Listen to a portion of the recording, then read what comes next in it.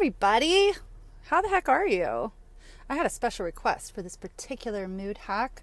So I am excited to share with you some wisdom that I have learned from much greater minds than mine about how to have a pumped up mindset or a conducive for success, Freud, a conducive for success mindset when you're about to go into a meeting, a business meeting. Now, I had done one for my friend as she was about to go into a blind date, and maybe I'll make a public one for that soon, some other time. This one is a mood hack to get you pumped up when you're about to go into that big meeting. I mean, we're talking about the kind of meeting that can make or break your year. We're talking about the kind of meeting where you might lose your job. The boss has called you in. The client has called you in. You have worked on this presentation with your team for months. This is a huge break. Somebody knows somebody who knows somebody who knows somebody who got you in with somebody who really helped you make your dreams come true. Here are some mood hacks around getting pumped up for that. I am reminded just now in the middle of speaking to you fine folks about one mood hack that I do, and this is not the one that I even wanted to talk to you about, but I'm going to throw this one in the mix. Have yourself a pumped up playlist that you have songs that just get you totally juiced, and put those on a playlist that you save and savor for these exact moments. Fun fact, you're welcome to judge. Mine is the soundtrack from Evita the movie. Yeah, I know I'm a big nerd. It's totally okay. There's so many songs that can juice you up and pump you up though, and everybody has different ones, whether they're like banger classicals, gangster rap, disco, T-Swift, I don't know. My kid likes Call Me Maybe. He says it makes him feel like he can bench 300 pounds. He's a 13-year-old boy. That's not weird. We're not weird. We're not a weird family at all. We're totally normal. So whatever juices you up, get that playlist going for before the meeting, because that always, always, always works. It's almost like you'll walk in with an energy of just like pumping your fist, even though you're sitting there in your cute little suit, being all professional.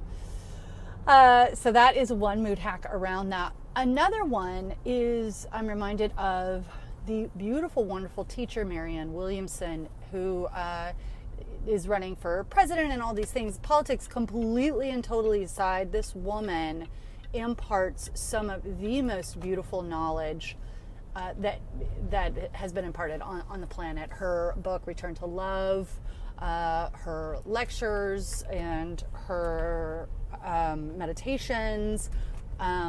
She teaches about a book called A Course in Miracles, which is a hefty tome about spirituality.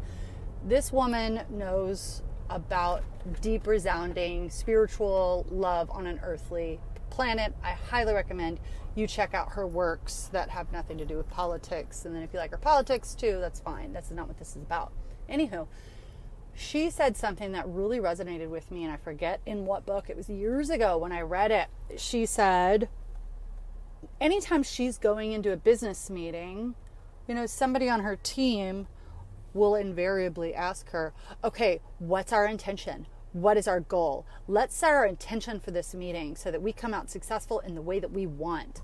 And she said, I have absolutely no such intentions or goals. The only intention I ever have in any gathering of people is that every member of both of the teams, all of the teams, everyone in the room feels respected and feels loved.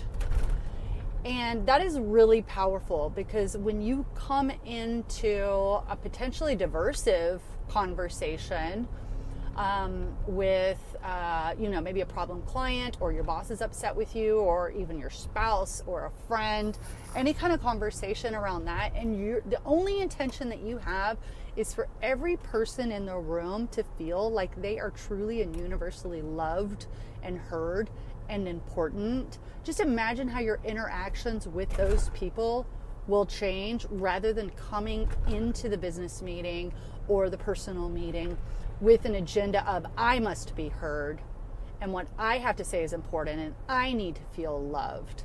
Do you see how you might say the same thing in two different ways if you were coming from those two different mindsets? So I absolutely love that, just in general, for all meetings that you go into. That being said, on that same sort of tip, if you go into any sales meeting or boss meeting, anything like that, because my friend did specifically ask me, can I get a mood hack for going into a sales meeting? Yes, this is one that I truly love, and I talk about it a lot. But if you go in with an excitement around being able to help this person, it is a completely different energy than an excitement around what you can get from that person or what that person can give to you. This also tracks on these days where you just feel like you can't get out of bed and you just don't really care about your clients. You have this email, that email, this phone call, that phone call. If you could flip that into, who can I help today? What around my particular skill sets, experience, and wisdom can I use to help anyone and anything?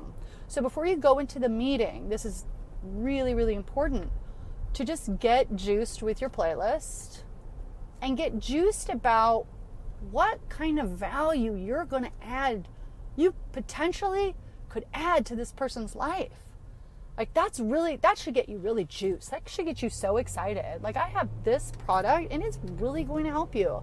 I'm so excited for how much money you're going to save in logistics, in, administrative fees, and your water bill. I don't know what your business is, but you get the drift. Like, if you get really juiced about how much you're going to help this person, it's a completely different energy than I really hope I get the account. Here, I hope I get it. I hope I get the account, because then you're smiling fake and you're laughing at their jokes that aren't funny.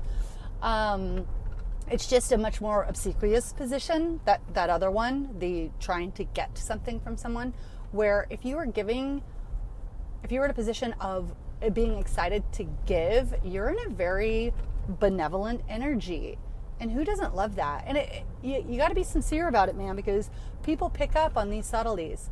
They really, really do. So those are your 3 mood hacks. To recap, juice yourself up with your playlist. Make it your intention that every person in the room feels universally loved, supported, and heard.